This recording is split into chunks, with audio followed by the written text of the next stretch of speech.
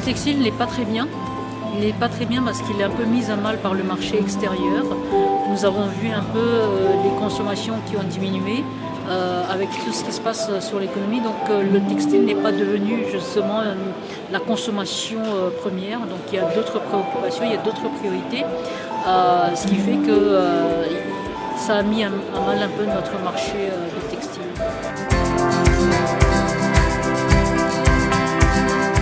On a vu ce qui se passe de façon dans le monde, tout ce qui est événements, tout ce qui est mouvement géopolitique. On a été très conscient aussi de la venue de Donald Trump qui revient sur la scène politique en tant que président des États-Unis. Et on voit un peu, on est très attentif sur ce qui va se passer entre la Chine et les États-Unis. Mais on sait qu'aujourd'hui, il y a vraiment une demande des entreprises chinoises qui veulent venir s'installer à Madagascar, notamment dans le textile. Mais il faut que nous soyons prêts en termes d'infrastructure, en termes d'accompagnement, pour qu'ils puissent vraiment s'installer et pouvoir justement exporter vers les États-Unis et aussi vers d'autres pays. Il y a vraiment une opportunité là, maintenant. Il faut vraiment la saisir parce qu'auparavant, on a raté cette opportunité quand l'Éthiopie n'a plus été éligible sous l'AGOA et on n'a pas pu saisir cela. Donc il faut que nous ayons cette capacité à absorber justement toutes ces opportunités de façon à pouvoir justement tenir le marché textile. Disons que la demande, c'est vraiment la loi de l'offre et la demande, donc la demande vient des marchés européens, vient des marchés US, mais aussi on a aussi le marché africain qui est moindre, mais on peut toujours le faire, et aussi au niveau de l'Asie. Maintenant, au niveau de l'Union européenne, on sait qu'il y a une nouvelle directive qui est sortie sur le devoir de vigilance, et pour que nous soyons performants, nous devons justement s'y attacher dès aujourd'hui, dès demain, sinon nous ne pourrions plus exporter vers l'Union européenne, et donc ce sont des directives.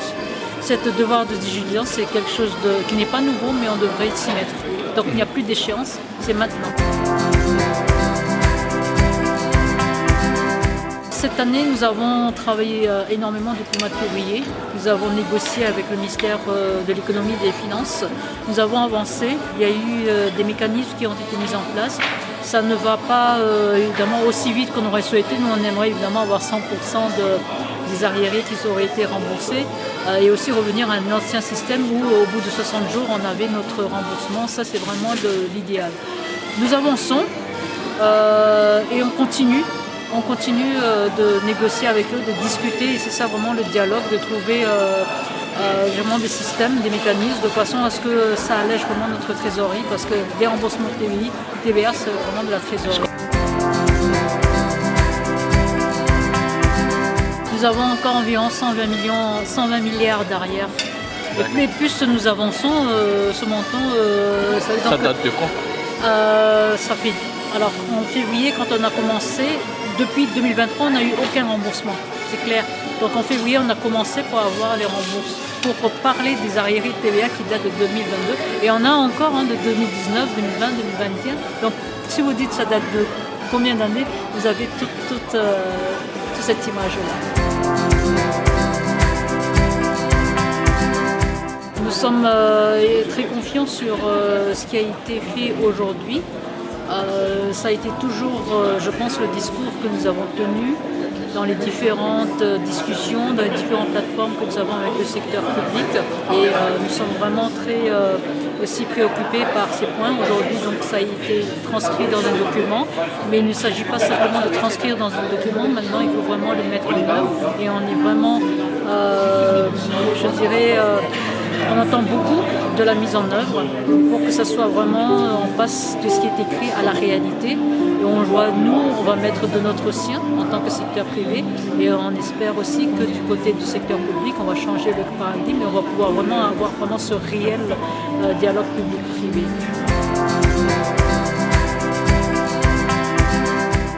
Alors maintenant que nous avons notre ambassadeur qui est sur place, et je sais qu'elle est très active maintenant pour avoir des rencontres, pour faire vraiment le plaidoyer et avoir des rencontres avec la coalition. de plusieurs ambassadeurs justement qui sont comme nous, puisque je pense qu'au niveau du renouvellement de la loi, il n'y a pas de souci, mais le plus important est là où nous sommes un peu soucieux, c'est à propos justement de la clause de Third Country Fabric, qui nous permettrait justement d'avoir des matières premières d'un autre pays et qui nous permet justement d'exporter vers les États-Unis en mode droits et taxes exemptés des droits et taxes. Donc c'est cette clause-là qui nous pose vraiment des soucis aujourd'hui. Aujourd'hui, on peut le faire avec un pays tiers. Donc notamment, on s'approvisionne de la Chine, on s'approvisionne dans d'autres pays. Et si cette clause ne nous permet plus justement d'importer et de pouvoir exporter justement en droits de douane exemptés, ça va nous poser problème puisque nos produits vont arriver sur le territoire des États-Unis avec des droits qui devront être supportés soit par le client, soit par nous, le producteur.